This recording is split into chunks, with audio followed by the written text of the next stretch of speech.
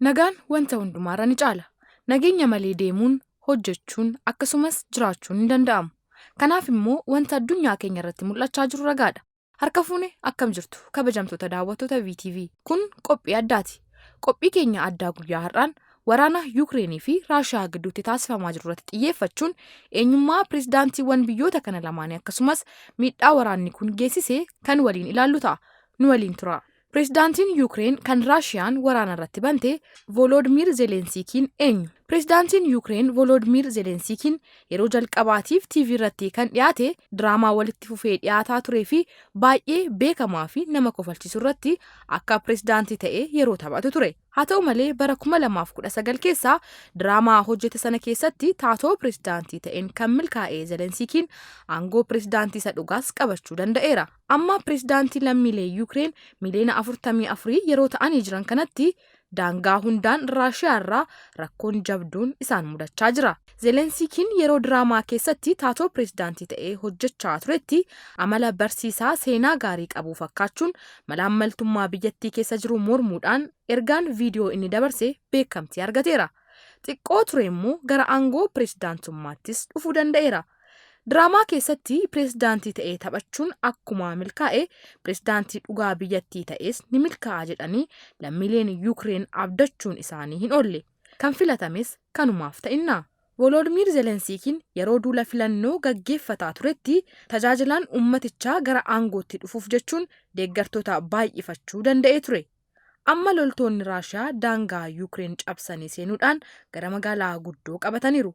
Kanaaf haala baay'ee rakkisaa fi wal xaxaa ta'e kana keessatti itti gaafatamummaa guddaan biyya tasgabbeessuu fi loltoota qindeessuu akkasumas biyya eeguu nama muuxannoo siyaasaa guddaa hin qabne Volodimir Zelenskii irratti kufeera. Pirezidaantiin umuriin isaa waggaa 44 ta'e kun biyyattii keessatti hokorri akka hin dhalanneef uummata tasgabbeessaa carraa cinaatiin ammoo michoota isaa kan ta'an biyyoota lixa garaagaraaf harka isaanii akka diriirsaniif kadhachaa jiru. Magaalaa guddoo Kryvyi jedhamtu keessatti maatii Yihuudootaa kan ta'an irraa kan dhalate Volodimir Zelenskiin Yuunivarsiitii Ikoonomiksii biyyaalessaa Kiiv irraa seeraan digirii jalqabaa argateera. Haa ta'u malee diraamaa nama kofalchiisan hojjechuun ammoo kennaasaa ta'eera. Dargaggummaa isaatti dorgommii koomeedii TV Raashiyaa irratti dhiyaatu tokko irratti irra deddeebi'iin hirmaateera. Bara 2003 keessa dhaabbata qophii televezyiinii Givaaraataa 95 jedhamu banuudhaan milkaa'ina guddaa argachuus nama danda'edha. Namoonni dhaabbata kana hundeessan lama turani. Pirezidaantii Zelenskii fi biileenara kan ta'e Hiyoor Kolomoskii turani.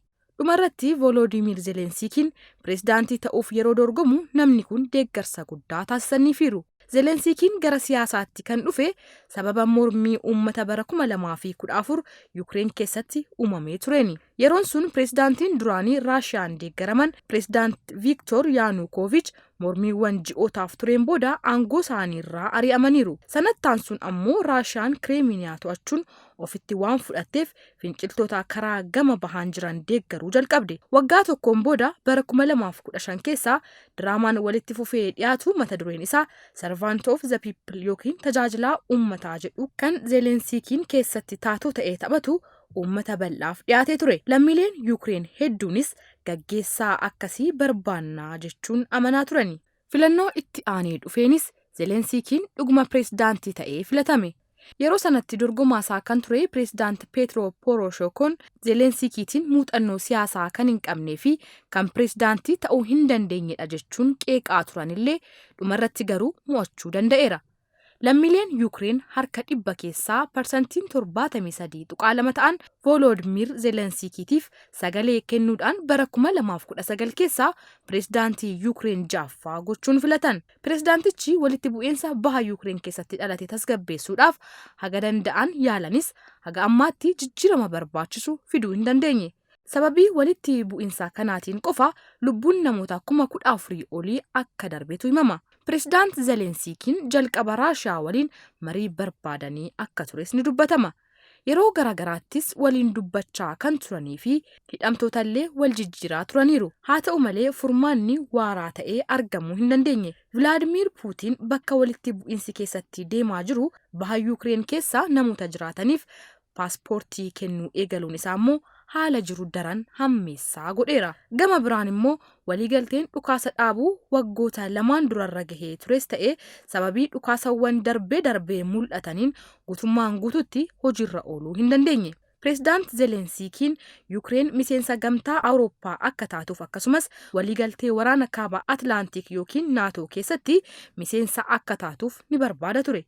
Gama kanaan hojiiwwan hedduunis raawwateera. Biyyoonni lixaa Yuukireen miseensa naatoo akka taatuuf hayyamuufiif hin qabani kan jedhan yaada Raashiyaa kufaa taasisuun miseensonni biroon galuu qabu jechuun wal gaarreeffannaa keessa turaniiru. Raashiyaan immoo yaaddoo nageenyaa qaba jechuudhaan loltoota ishee gara daangaa irratti butaa turteetti.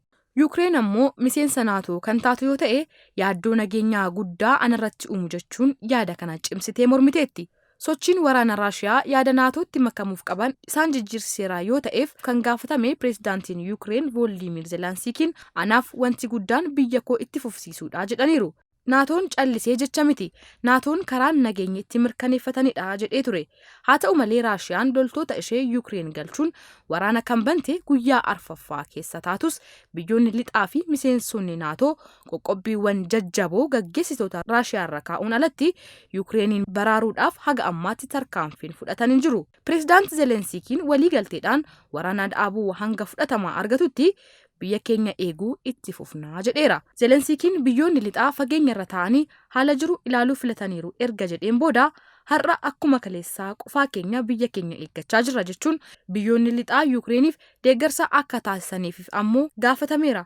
Yuukireen waraana karaa gama bahaan jiru dhaabuudhaan dhiiga dhangala'uuf itti gaafatamtuu akka taatu pireezidaant Vilaadiimiir Puutiin akeekkachiisee ture. Pireezidaantiin Yuukireen ammoo haasaa kamisa galgala taasiseen pireezidaantiin Raashiyaa Vilaadiimiir Puutiin walitti dubbachuudhaaf yaaliin taasisee akka hin milkaa'in hafe beeksisee ture. Pireezidaantii Raashiyaa waliin bilbilaan dubbachuuf yaaleen ture. Bu'aan isaa ammoo callisuu ta'ee jedhee ture Zelensiikiin afaan ittiin dubbatu Yuukireeniin irraa gara Ruusiikiitti jijjiiruudhaan lammiileen Raashiyaa waa'ee Yuukireen irratti haleellaa akka mormaniif miiraan guutamee kadhateera. Pireezidaantiin Yuukireen Voolodimiir Zelensiikiin biyyi isaa haleellaa Raashiyaan taasiftuuf qophii ta'uu himuun isaanii Raashiyaan haleellaa yoo raawwatan biyyi keenya bilisummaa keenya, lubbuu ijoollee keenyaa fudhachuuf yoo yaalan ofirraa ni ittisna jechuun waadaa galaniiru. Pireezidaantiin Raashiyaa Vilaadiimiir Puutiin kan amma Yuukireen irratti waraana banaa jiran eenyu laata? Pireezidaantiin Raashiyaa Vilaadiimiir Puutiin mudama biyya isaanii Yuukireen jidduutti mudateen walqabatee erga mata duree oduu addunyaa ta'uu eegalee bubbuleera. Haa ta'u malee jalqaba irratti biyyi isaa kaayyoo Yuukireen weeraruu gonkumaa hin qabdu jechuun waakkataa turanillee gurraandhala 24 bara 2022 irraa kaasee waraana Yuukireen irratti baneera. Kanaanis walqabatee dureewwan addunyaarraa balaaleffannaa fi tarkaanfiiwwan qoqqobbaa biyya isaaniirra kaa'amaa jira. Namni ganna 68 ta'ee fi haadha warraasaa hiike kun waan hundaan waan milkaa'e fakkaata. Waggoota 20 oliif aangoo olaanaa biyyattii guddina lafaan addunyaarraa jalqabarra jiru kana qabataniiru. Raashiyaatti dargaggoonni filannoof umuriin isaanii gahe erga dhalatanii as pireezidaantii biraa biyyattii bulchuun argine. Waraana labseera.